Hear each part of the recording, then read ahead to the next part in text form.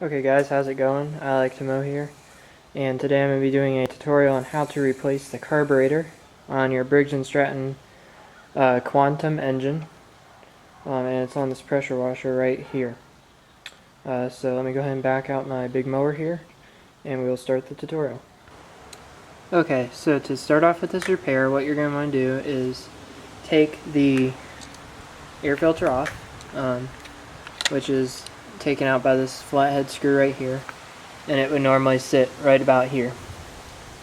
So once you take that off, your air filter element will come out and your cover will come off.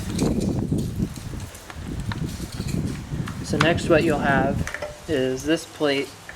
This will sit right here behind the air filter, and there's going to be 3 screws. They look like this here. They look like these right here. So there's going to be 3 of them. They're going to be right here, and right here. This one that's up here is, sorry about the wind noise, but this one right up here mounts, goes through this hole here and goes into this plate right here. So what you'll do after that is you'll have this cover off here, which is the back of the air filter cover. So once you take that off, you're going to see the carburetor, which looks like this here. It's the old one. You'll see it sitting right back here, and there's going to be a fuel line attached to this right here. Oh, and I forgot to mention, on the back of the air filter cover right here will be the impulse, or not the impulse line, the this part, this line right here. It's not going to have these white things on it, but this will be connected to right there on the air filter. And this is your fuel line here. You'll want to take a pair of pliers. Like this here works. And you can loosen that clamp there and take it off the carburetor. So once you take all that off, you'll have the carburetor mounted right about back here. And there's going to be 2 of these bolts right here. And you'll take a 3/8 inch socket, like this one here, and they'll be mounted through here into the engine. So you'll take a socket and take these 2 out, and then the carburetor might be stuck on there by the gasket, but you can kind of move it around a little and it will come right off.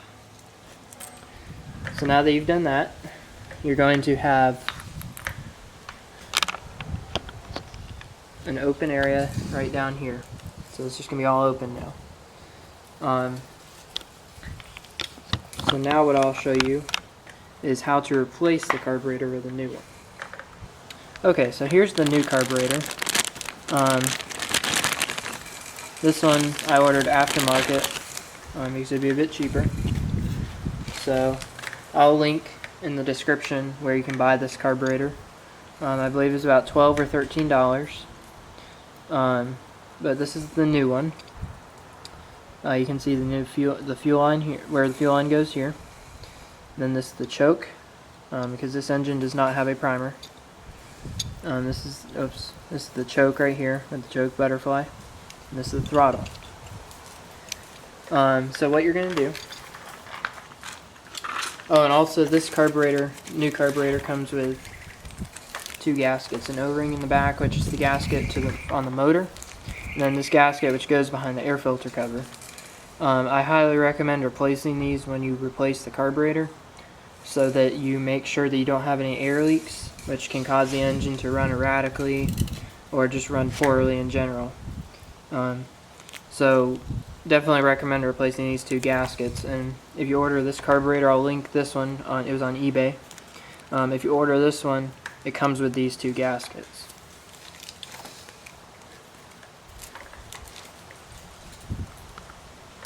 Okay, so now what you're going to do is take the O-ring that comes with this kit.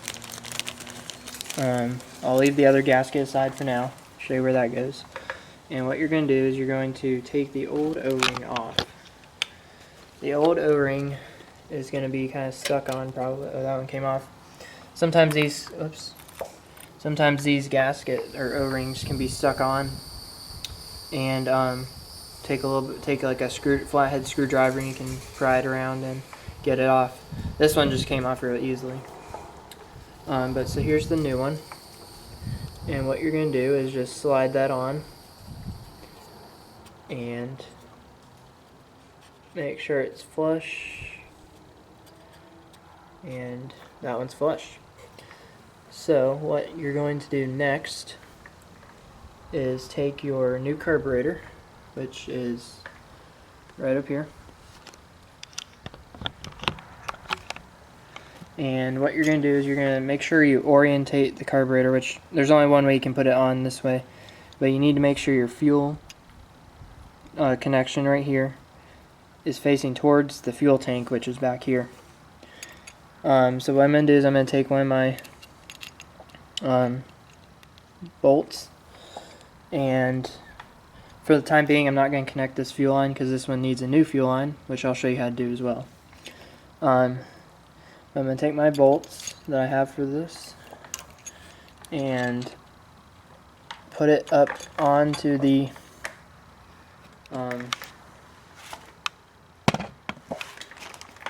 this down here. Sorry, my tripod doesn't go any. There we go. My tripod doesn't go any lower, so. But actually, first, what you're going to do before you put that on is you're going to put the throttle linkage into this hole right here with the plastic on it. If you don't put that on, the engine will just run at high RPM and not work. And then you're also going to put if your motor has a choke, this little white part plastic here, the little part that stands up, goes into the choke thing, into the choke lever. There's going to be a little hook on the choke lever, and that's going to connect. The plastics can go on the inside of the hook so that you can connect you can use the choke. And I'm going to get a socket here real quick. Okay, so I got my socket wrench, and what I'm going to do now is tighten the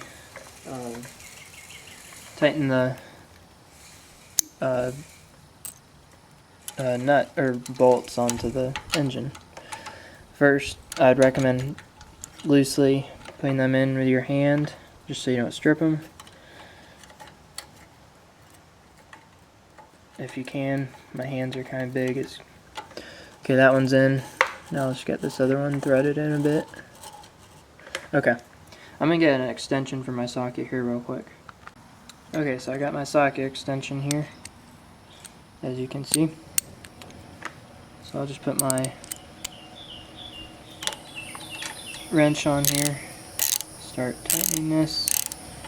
And a tip for you guys when you do this, you want to make sure that you tighten these on evenly, so that you don't get any, so that it goes onto the engine evenly and puts even pressure across the entire surface. Not as much a problem in this sense here, but when you're putting, for example, if you have a string trimmer carburetor and you're putting the diaphragm the diaphragm gasket cover on, you want to tighten it evenly so it puts even pressure on it and doesn't get any air bubbles where it can leak. So you just want to make sure that this moves freely and the choke moves freely, which it does. Alright, and that's nice and tight there. So now what I'm going to show you how to do is put a new fuel line on it, and for this project I'm going to use my pliers here. Take this old clamp off, slide that down, and this fuel line came off fairly easily, but if you have a stuck fuel line, what you can do is take a utility knife or a pocket knife, make a little slit in it. Be careful not to cut the connection, but you can make a little slit in it so you can break it open, then you can pull it off much easier. I've had to use that in several occasions where it's an older piece of equipment. The fuel line's been on for a while, so I need to use that to take it off. So what I'm going to do now is go measure out a new piece of fuel line and put the clamps on it, and I'll show you this next. Okay guys, so here's a new piece of fuel line. I haven't cut it out and measured it quite yet, but what I'm going to go ahead and do now is take one of the old clamps off here and put it on the new one, because this is going to be the end that I put on the fuel tank. Let's go ahead and cut that a little cleaner so it's straight, and move that back a little bit. Okay. And now what I'll do is I'll put this end on the fuel tank, like so. Make sure I put it on as much as I can so it doesn't have a chance of coming off. And then measure out a new piece. I cut it a little bit long usually, just so it has it keeps the pressure on it and it stays on, even if it doesn't have a clamp on it. But I always put a clamp on it just to be sure.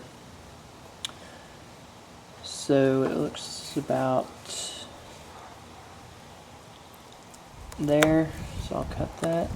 I'm just using a pair of pliers, they're cutters, and it works pretty good.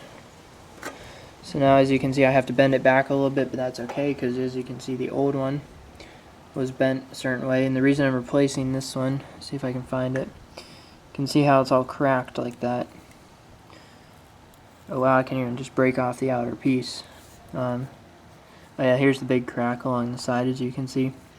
If you see that in your fuel line, you always want to make sure that you replace that so that you don't have a chance of leaking fuel and possibly causing or having a fire hazard. It's just better to be safe than have to worry about it. But I almost always put new fuel line on equipment when I put a new carburetor on it, just so I'm sure that it's not going to leak. So now what I'll do is put the new fuel line on the carburetor, and that looks good.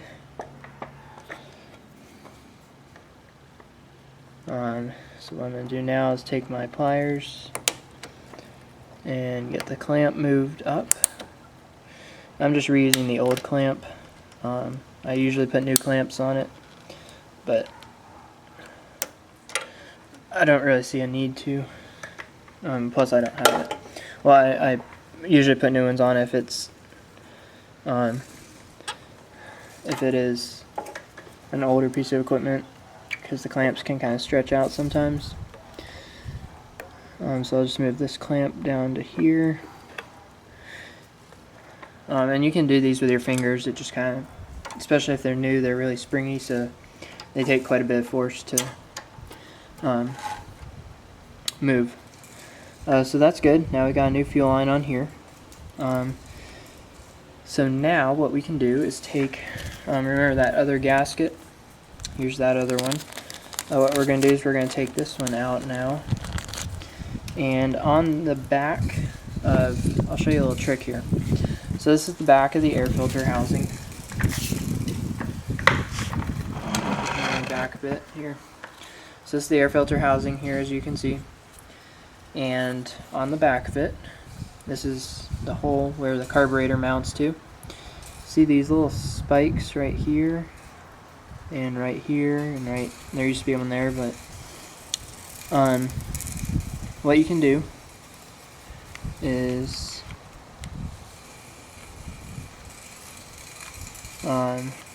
line it up like this, so the holes are right there, and then those little spikes that I just showed you are to hold the gasket in place so that it doesn't move everywhere while you're trying to put it on. So just push it down so it's flush. I'll take a screwdriver and just kind of gently push it down over that spike. The holes are going to be a little bit small so it can fit tightly. So we'll just push it down. I'm not using the end of it because that could cut the gasket. I'm using the side of it.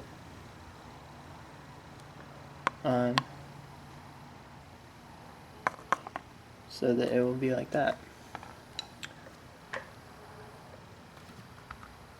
Okay, so now what you're going to do, now that you have the gasket in place, is take your 3 screws. They're going to look like this, with a nut head on top.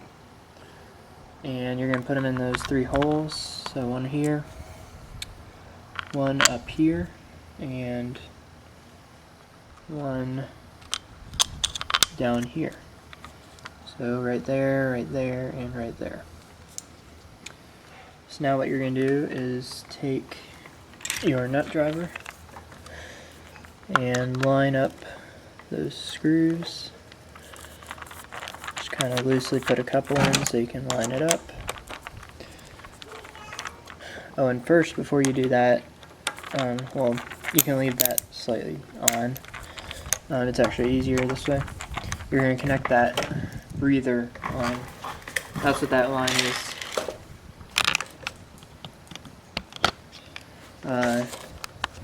Down below the fuel line there. And you can see it's already kind of fitting on there now. Usually just falls into place, but this line right down there, it doesn't have to be on very tight, it just needs to be on it. Basically what that does is just the crankcase breather, and it just vents into the air filter housing and then those vapors get just reburned in the engine. So now what you're going to do is you're going to make sure you're going to tighten up all these screws. And again, with this one, you want to tighten it evenly so that the gasket sits properly.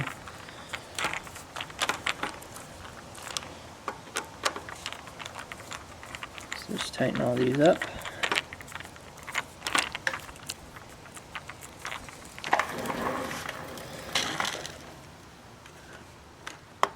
Alright. Just making sure that breather line is still on. Just want to make them snug, not too tight, but not too loose that they'll just come off. So now what you can do is just make sure everything functions as it should. This is the throttle, as well as the kill switch. You move it all the way forward to turn it off. I'll show you how that works. This is your choke here. Make sure that moves freely. Yep. And I forgot to tell you another quick tip to help this go easier.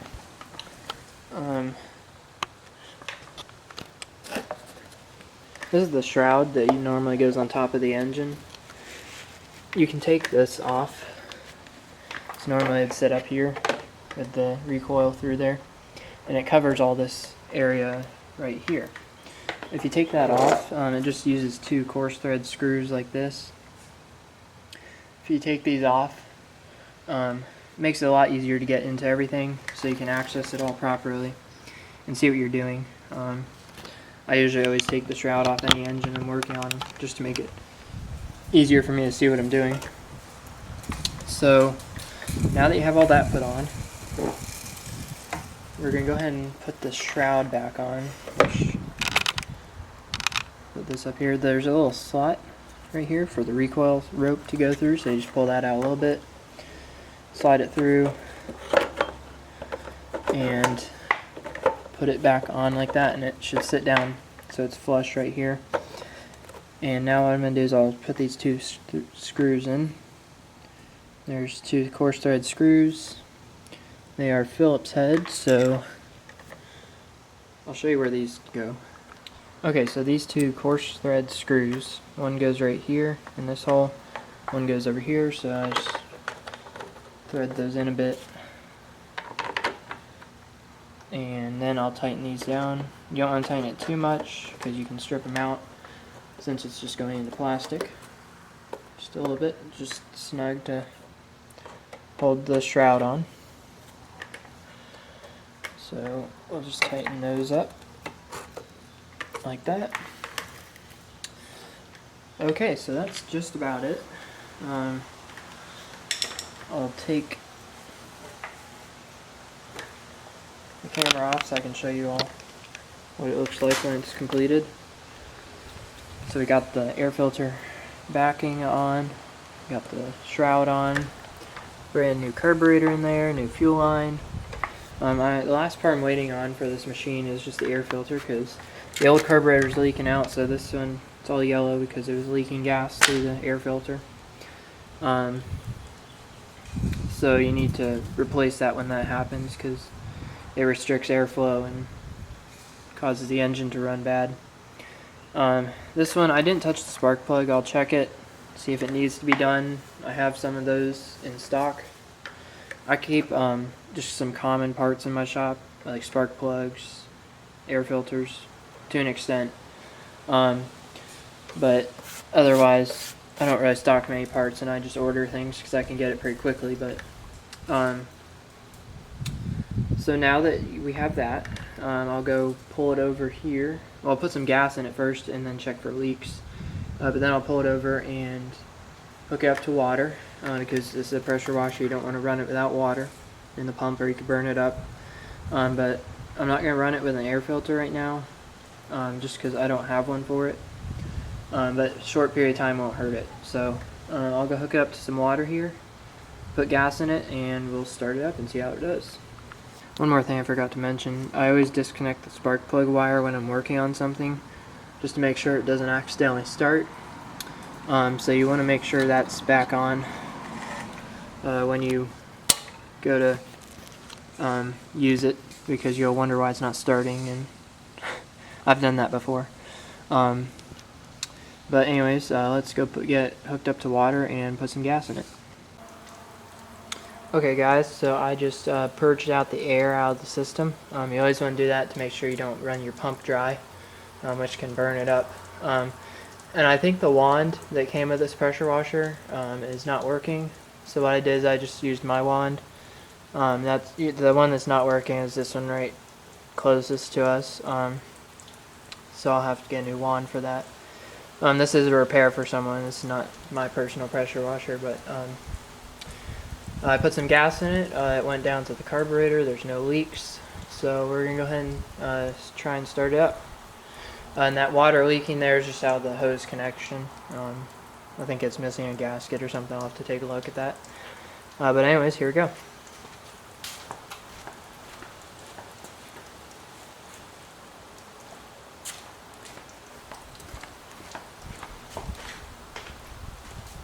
And this is the air filter cover here. This is the label I was just seeing. This is stop it all the way forward, and then the throttle.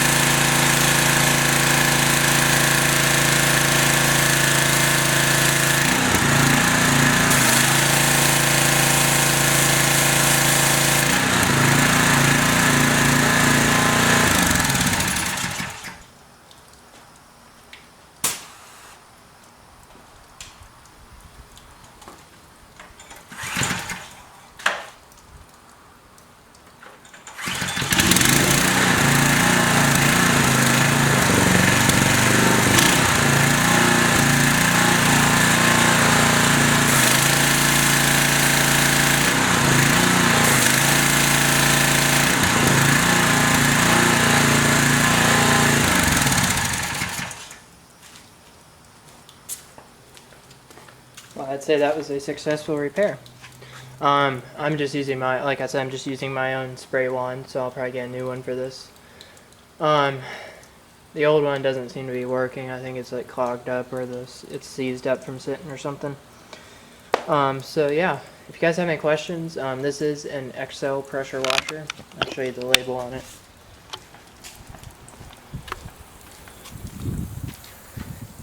If this is an XL pressure washer, it's a 2100 psi. It's made by Devilbiss, which is a air compressor company. It's a pretty good pressure washer. The pumps are okay.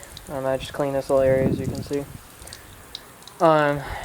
So yeah, I think it's a pretty good pressure washer. It'll work well for the person I'm repairing it for. So that's about it for this video. If you guys have any questions about how to do this, or if you have a question about your equipment, feel free to leave a comment below and I'll try and answer it best I can. Thanks for watching. I'll see you in my next video.